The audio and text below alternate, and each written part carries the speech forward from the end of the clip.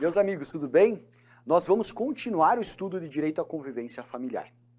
Nós já fizemos um primeiro bloco e eu continuo a partir daqui, trabalhando nesse exato momento apadrinhamento. Mas rapidinho, até para eu colocar você em linha de novo, o que nós vimos? Tá? Até então, nós vimos que o lugar de criança é junto da família, discutimos alguns pontos, passamos aqui por algumas regras, né, que dizem respeito especialmente sobre a entrega para adoção, que é o ponto onde nós fomos e é neste slide que eu estava. Eu vou dar continuidade aqui no nosso bate-papo agora para a gente falar sobre o apadrinhamento. Olha só, quando eu falo aqui em apadrinhamento, eu preciso trabalhar com vocês primeiro a ideia dele, tá? O que nós queremos? Que criança fique junto da família, mas nem sempre isso é possível. E aí nós vamos abrir espaço para, em algumas situações, nós termos um acolhimento institucional. Quando o acolhimento institucional se prolonga porque não há mais condições, ou se verifica não haver condições de retorno para a família de origem, nós temos que buscar alternativas. A alternativa que se quer nesse caso é uma adoção, porque você coloca em família substituta de forma definitiva, sendo a criança ou adolescente reconhecido como pai e assim tratado, seja juridicamente, seja afetivamente. O que acontece? A depender da criança, muitas vezes do adolescente, essa adoção ela não é viabilizada. Por quê? Porque as pessoas que pretendem a adoção, elas vão indicar, uma vez habilitadas, um perfil de criança ou de adolescente que elas querem receber. E se não houver esse match daquela criança, daquele adolescente que está à disposição para ser adotado e das características que foram indicadas, aquele adolescente vai ficando, aquela criança vai ficando, o tempo vai passando. Por que eu estou até falando um pouco mais de adolescente aqui? Porque as crianças são mais facilmente adotadas. Até ali os seus primeiros anos de vida, até uns 3 anos, é muito mais fácil. Depois começa a ficar mais difícil. Depois, se você tiver, por exemplo, fenótipos, né, pessoas negras, ou até mesmo condições de limitações de longo prazo, pessoas com deficiência, a chance de serem adotadas cai vertiginosamente. E aí, você tem o quê? Você acaba tendo um grupo de pessoas não adotáveis que estão fadadas a permanecerem no acolhimento institucional. São pessoas que terão suprimido o seu direito à convivência familiar. Não terão ali o contato junto de uma família. O apadrinhamento surge, portanto, como uma espécie de sucedâneo, como aquele meio termo, como aquela meia boca, e é o que é possível ser feito. O apadrinhamento não gera a condição de filho, mas gera a inserção daquela criança, daquele adolescente que não será adotado, junto de uma outra família, para que possa pelo menos passar um final de semana, para que possa ser apoiada, para que receba um presente no Natal, para que seja apadrinhada. Certo? Quais são as principais características aqui que envolvem esse apadrinhamento? E é isso que você vai precisar para a sua forma, para a sua prova, tá? Veja, o apadrinhamento é o quê? É um sucedâneo à adoção, então não gera um vínculo adotivo e tem como finalidade o quê? Tem como finalidade aqui proporcionar vínculo externo à criança não adotada. Vamos anotar isso? Então tá. Vai proporcionar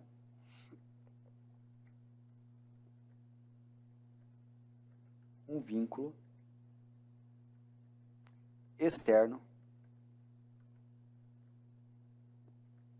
à criança ou ao adolescente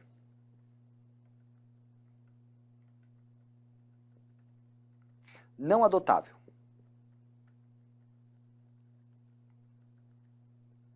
Certo? Ou seja, aquele que não tem condições de ser adotado porque não há interessados. Veja, uma vez que a pessoa ela é tida, recebe ali, né, a responsabilidade de ser padrinho, ela terá que cuidar de vários aspectos.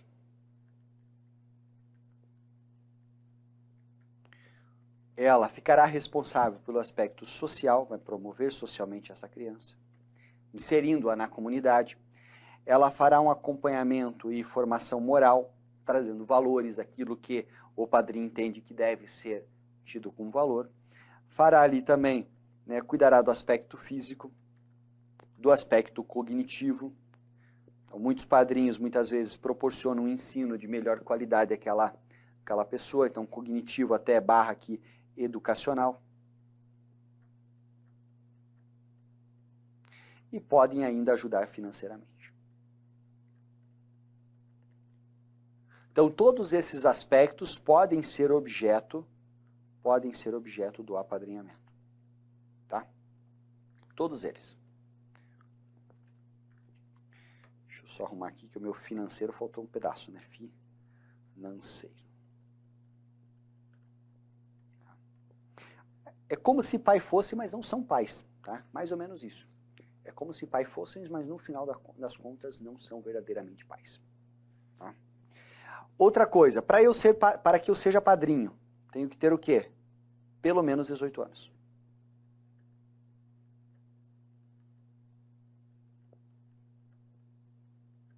Tá? Pelo menos 18 anos. Tá? E não esteja inscrito num cadastro de adoção. Tá? Além disso, é importante que você saiba aqui, né, que esse padrinho pode ser tanto uma pessoa física,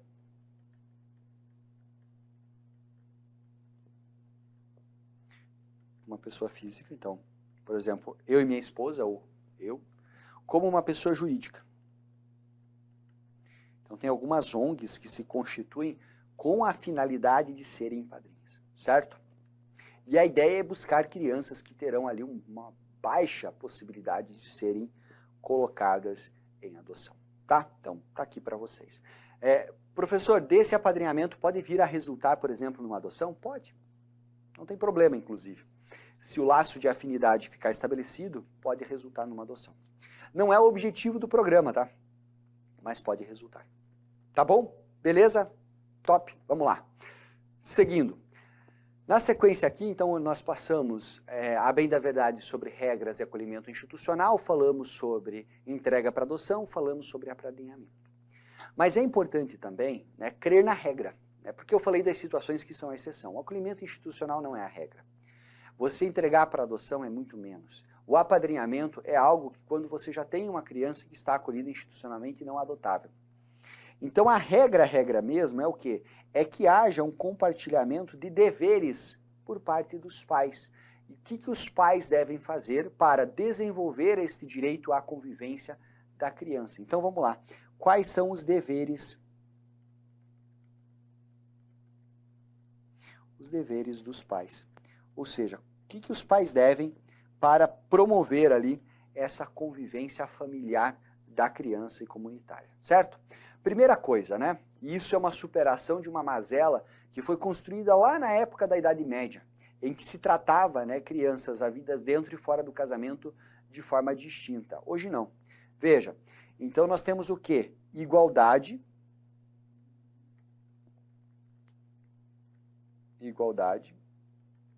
de tratamento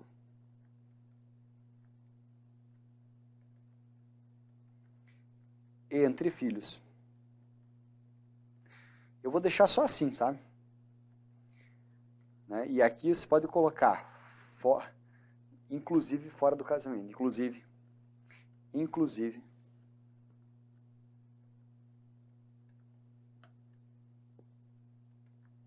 quem é fora do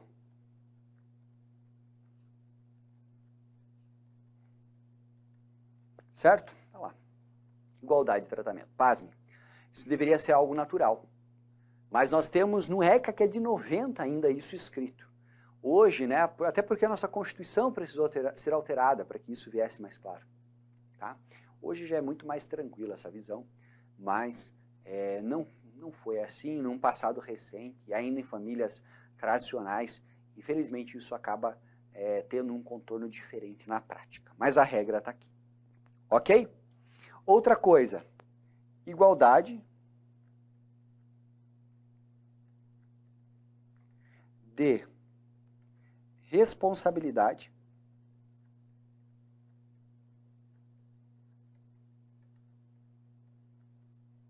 entre os pais.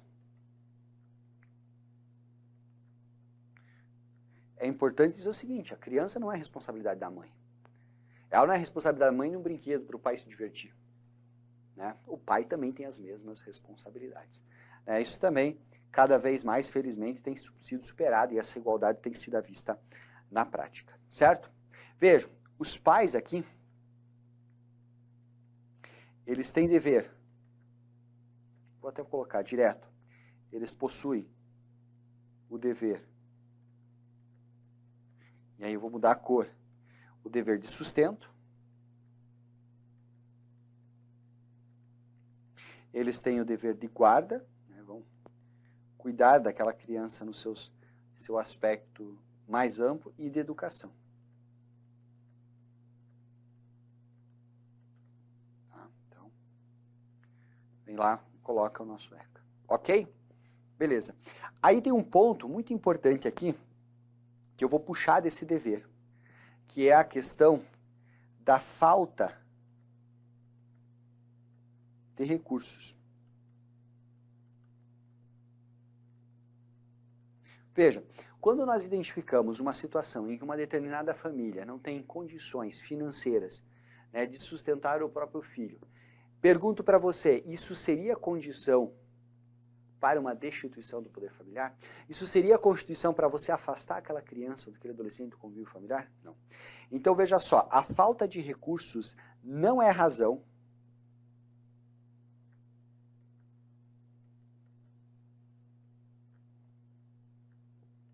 e eu vou até colocar uma explicação aqui, né, por si só, apenas por isso, para destituição.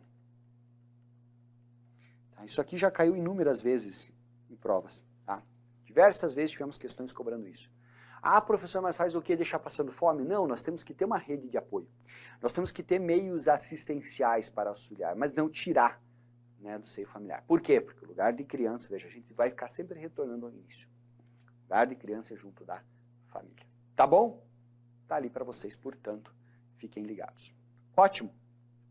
Aí um outro ponto que envolve, né, que é importante aqui, que está relacionado à questão do convívio dos pais, que eu vou até puxar como se fosse uma seta aqui, embora não seja propriamente um dever, é a questão da condenação criminal.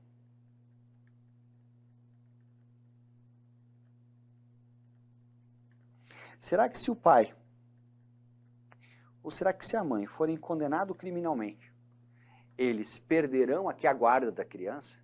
Eles manterão a responsabilidade, tendo dever de sustento, de guarda, de educação, mesmos direitos ali compartilhados, devendo tratar os seus filhos de forma igual? Será que alguma coisa muda?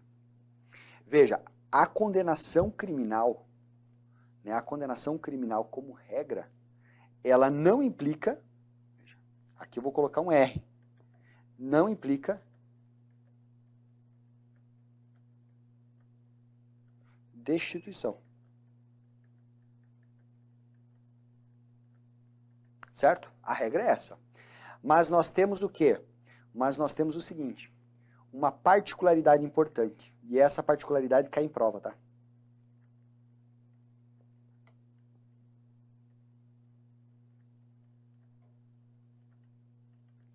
E aí eu vou até mudar aqui a cor da caneta. Veja, a não ser que nós tenhamos ali um caso de crime intencional, né, que é o crime doloso, certo? Crime doloso que venha com pena de reclusão,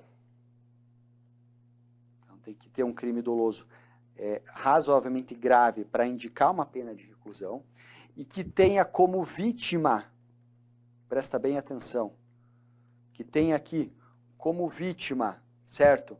Veja, detentor do poder familiar, então alguém com o mesmo poder, então vamos lá.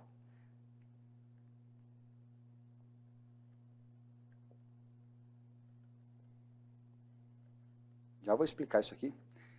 Eu coloco a expressão no modo como está na legislação para facilitar para você, porque é assim que cai.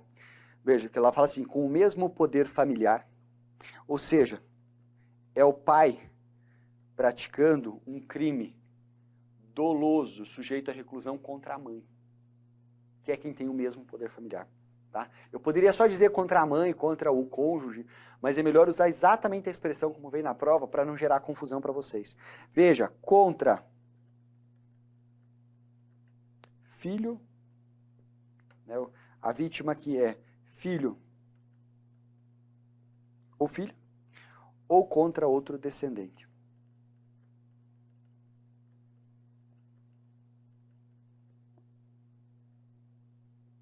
Tá? Então vejam só, são basicamente 3 requisitos. Basicamente 3 requisitos. Um crime doloso, sujeito à pena de reclusão, cujas vítimas, outra pessoa que exerce o mesmo poder familiar, o cônjuge, filho ou descendente. Nesse caso aqui, nessa particularidade aqui, nessa situação específica aqui, gera perda automática do poder familiar. Lá na condenação criminal, já haverá também a destituição do poder familiar, certo? Caso contrário, não. Veja, não que a prática de um crime nada importe. Praticou algum crime, mas não entrou nessa particularidade aqui, isso vai ser levado ali para os autos do procedimento de medida de proteção, em que a família está sendo acompanhada, e isso será um elemento a ser considerado, podendo inclusive ser utilizado como fundamentação. A questão é o automática aqui, ó. Não perde direto, não perde somente por isso, tá? Tela cheia para vocês, esse slide tem muita informação importante aí para você tomar nota. Tá? Beleza? Show. Aí só um ponto, né? Só um ponto aqui, também decorrente desses deveres, que eu vou colocar aqui em cima. O STJ já entendeu, aí eu deixo completo, né, a questão do dano moral por abandono afetivo. Veja, talvez um dos pontos mais importantes, né, e aí a própria Constituição fala disso, é que a socioafetividade, ela é a base da relação familiar. Então, se eu tenho um filho, é de se pressupor que eu vá ter um afeto em relação a ele. Se eu não tenho esse afeto, ele sofre. Ele tem uma violação da sua personalidade. Ele pode vir buscar uma indenização por dano moral contra mim. O STJ já entendeu isso, é pacificadíssimo, tá? E bastante importante para a tua prova. Ok? Tá.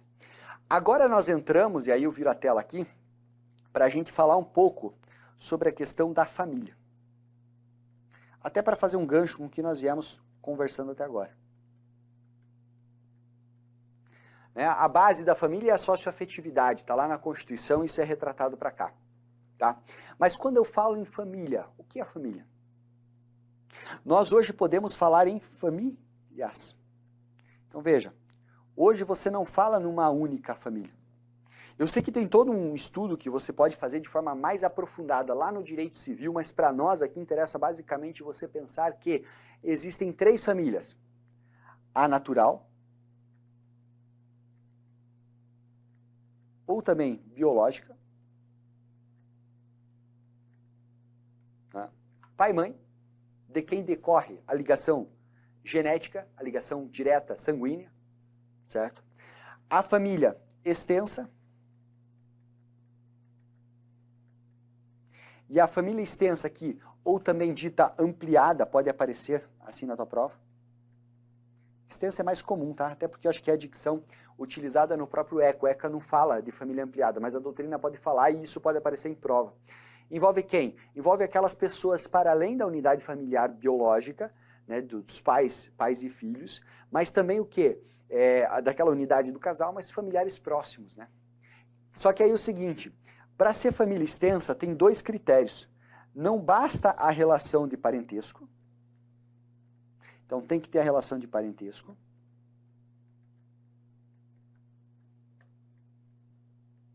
Mas além do parentesco tem que ter o quê? Afinidade. Porque não adianta se dizer, olha, vamos colocar lá junto daquele tio nunca teve contato, ele é distante, mora em outro estado. Ele é família extensa? Não é. Família extensa vai depender de você ter a relação de parentesco. Ele tem a relação de parentesco, mas perde ele em não ter afetividade, não ter afinidade, não ter proximidade, tá? E também, por último, a terceira aqui, que é o que nós vamos ter, que é a família substituta. Certo?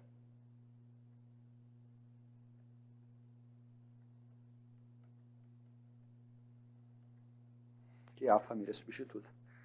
E aí, quando você olha para a família substituta, você vai ter o quê? Você vai ter a colocação daquela criança, daquele adolescente, né, pode ser um ou outro, mediante guarda,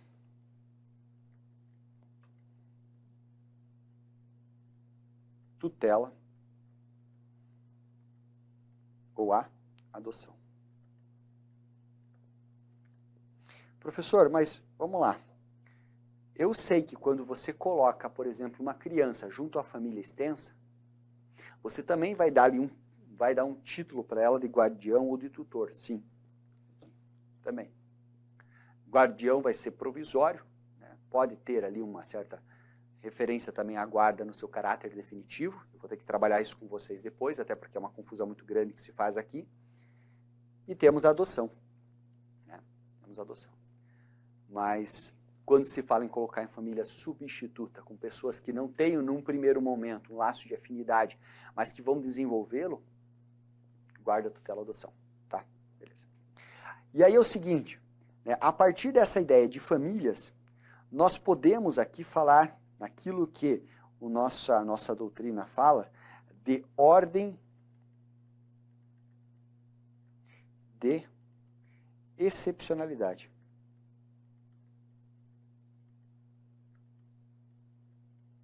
Isso aqui eu quero que você entenda bem, tá? Por que ordem de excepcionalidade? Por quê? Porque você tirar da família natural ou de origem é uma exceção. E essa exceção, ela observa uma ordem, porque eu posso colocar entre diversas exceções, e aí nessas exceções eu tenho que ordená-las. Vamos lá. Primeiro, família natural. E aí eu até diria, não é uma exceção, é a própria regra. Tá bom. Mas aí nós temos, segundo, a família extensa.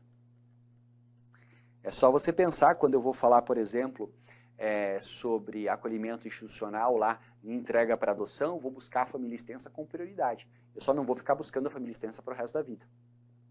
Porque aqui é uma balança que você pesa tempo versus melhor colocação. Às vezes, se você buscar a melhor colocação, mas dentro de 10 anos, não vai adiantar nada. Então, é algo difícil, é bastante subjetivo, depende do caso concreto, fica sob responsabilidade do juiz, e aí é por isso que ele tem uma remuneração diferenciada. Ele é muito exigido ali para tomar essa decisão, e é muito difícil de tomar. Certo?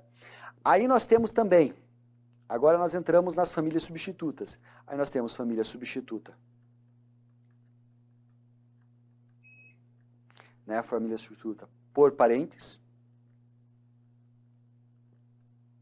Como assim? Veja, né, eu estou colocando família como família extensa ou ampliada, que são os parentes e que vão ficar ali com a criança ou com o adolescente de forma provisória, até que a coisa flua e ela possa voltar. Então, quando eu coloco aqui família extensa, eu estou sempre olhando para voltar para cá, pensando lá no acolhimento institucional e na transitoriedade. Mas quando você percebe que não é mais possível, aí você vai buscar uma colocação em família substituta, mas olhando primeiro por parentes. Por quê? Porque eu já tenho laço de afinidade. Aí o quarto é o quê? O quarto, sim, é a família substituta, certo? Por não parentes. Aí qual que é a diferença aqui? É a necessidade de você buscar, é a necessidade, eu vou vou ficar só em tela porque eu vou ocupar com o corpo aqui a parte final, e eu preciso colocar mais informações, é a necessidade de você buscar o quê? Uma família substituta e aí criar os laços de afinidade. E aí, veja só, entra em cena o quê? Quando eu estou falando aqui de não parente, vai entrar em cena a adoção.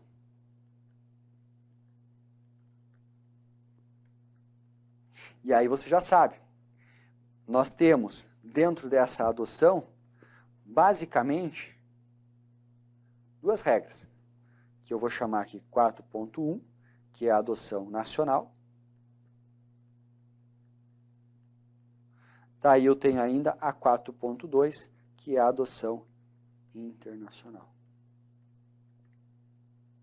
E veja só, vamos ver se eu consigo aqui. Aí, ó. O que você tem que ficar ligado? Na adoção internacional é por não residente. E na adoção internacional ela pode se dar por brasileiros ou por estrangeiros. Então eu vou aqui só colocar inicial, você se tiver mais espaço, como eu não tenho, eu vou ter que colocar inicial só. Você pode ter adoção internacional por brasileiro ou por estrangeiro. A adoção internacional por brasileiro, ela tem preferência sobre a adoção internacional por estrangeiros. Certo? Ok? Sacou? Beleza? Top. Fica ligado nisso, tá? Ótimo. Importante essa informação, importante demais. Conteúdo relevante, conteúdo relevantíssimo, tá bom? Eu vou fazer o seguinte, eu vou fazer um corte de bloco aqui e a gente retoma, né, o estudo da convivência familiar e comunitária depois agora desse ponto, olhando para tutela, olhando para guarda e para tutela e depois para a temática da adoção. Muito obrigado.